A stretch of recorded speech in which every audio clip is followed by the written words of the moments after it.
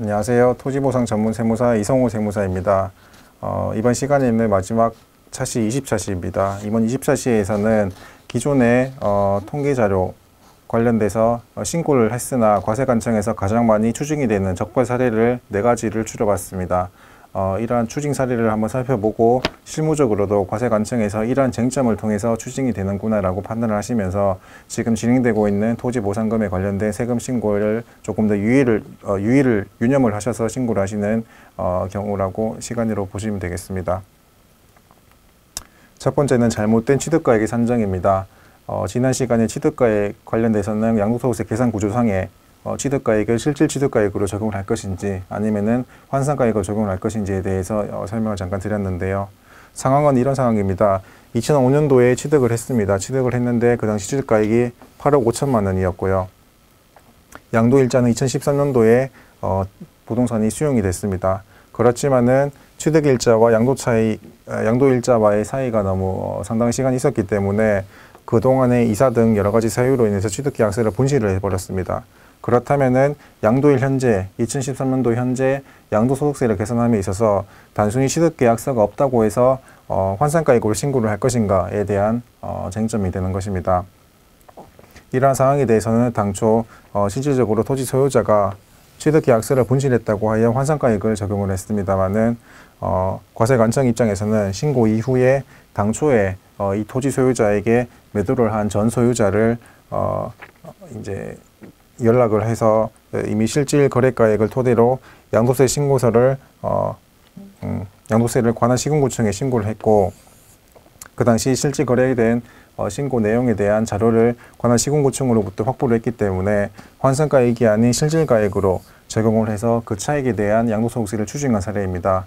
따라서 취득가액을 산정을 함에 있어서는 실질 취득가액인지 환산가액인지를 적용을 할 때 그것을 자의적으로 판단할 것이 아니라 신고 이후에 과세관청은 어떤 경로를 통해서 취득가액을 입증을 할 것인지를 미리 예상을 한다면은 지금 현재 취득가액을 없다고 하더라도 다양한 방법을 통해서 실질 취득가액을 입증을 할 수 있게 되겠습니다.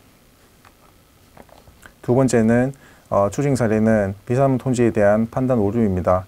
실무적으로 비사무 토지에 대한 판단 오류가 굉장히 빈번하게 있습니다. 상황은 이렇습니다. 사업인정 고시일 2년 이내에 취득을 했는데요. 수용 부동산에 대해서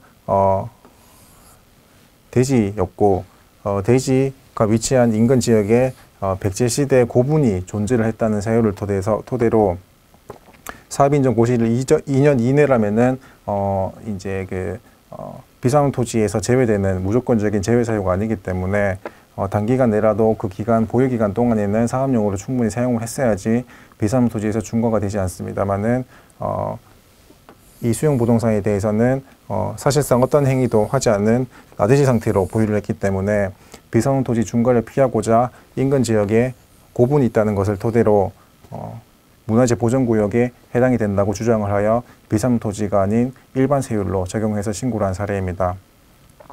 그렇지만 과세관청 세무서에서는 지방자치단체에 확인을 한 결과 문화재 보전구역으로 혹은 문화재 보전지역으로 건축물이나 신축이나 증축 등을 제한한 사실이 없다는 사실을 별도로 입증을 했기 때문에 이 부분에 대해서는 단순히 인근 지역에 고분이나 토기가 출소된 사실만으로는 문화재 보존지역이나 법령에 정한 사용에 제한이 되는 그런 사유로 볼 수는 없습니다.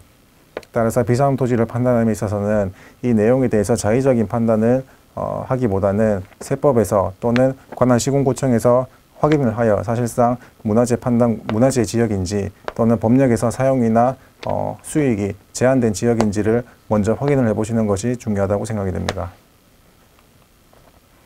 추징 사례 세 번째입니다. 자격농지에 대한 판단이 또 가장 많은 추징 사례를 차지하고 있습니다. 상황은 이렇습니다. 농지를 취득한 이후에 전체 면적에 대해서는 양용행위를 하다가 일정 시점 이후에는 일부 면적만 작용을 계속해왔고 나머지 면적에 대해서는 트랙터 같은 농기계 이외의 주차장으로 상시로 사용을 했습니다. 그렇다면은 당초 취득 당시부터 일정 시점까지는 내가 전체 면적에 대해서 농사를 지었지만 양도일 현재는 농지 중에 일부 면적만 농지가 되어 있기 때문에 전체 면적에 대해서 자경감면을 신고를 한 경우에는 그것을 인정을 하지 않고 과세관청으로부터 위성을 통해서 또는 신고 이후에 예정 신고 기한 이후에 관할 조사관의 현장 조사를 통해서 양도일 현재 일부 면적에 대해서는 농지가 아닌 경우라면은 작용감면 적용을 배제를 한 경우입니다. 마지막 추징 사례 네 번째입니다. 네 번째는 감면에 대한 종합 한도입니다. 저번 시간에 말씀드린 것처럼 모든 감면 요건에는 종합 한도가 있고 내가 감면 요건을 모두 다 충족을 한다고 하더라도 그런 감면을 내가 선택적으로 모두 다 받을 수 있는 것은 아닙니다.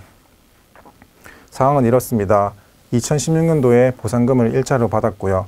이때는 과수원으로 사용한 농지이기 때문에 작용감면을 8,500만 원을 받았습니다. 그리고 2018년도에 또 2차 보상금을 받고 나서 농지에 대해서 대토감면을 9천만 원을 받았습니다. 그리고 또 달리 2020년도에 와서 다른 건으로 3차 보상금을 수령을 했는데요. 이 3차 보상금을 수령을 함으로써 또다시 작용감면 1억을 받을 수 있느냐에 대한 판단입니다. 작용감면이라고 하는 것은 또는 작용감면 외에 세법상 여러 감면이라고 하는 것은 1년간 1억이라는 한도가 존재하지만은 감면일에 속한 과세기간을 포함해서 최근 5년간 2억이라는 종합 한도가 있기 때문에 그 종합 한도를 초과하는 경우로서 이 1억에 대해서는 전체 감면을 적용을 인정을 하지 않는 사례입니다.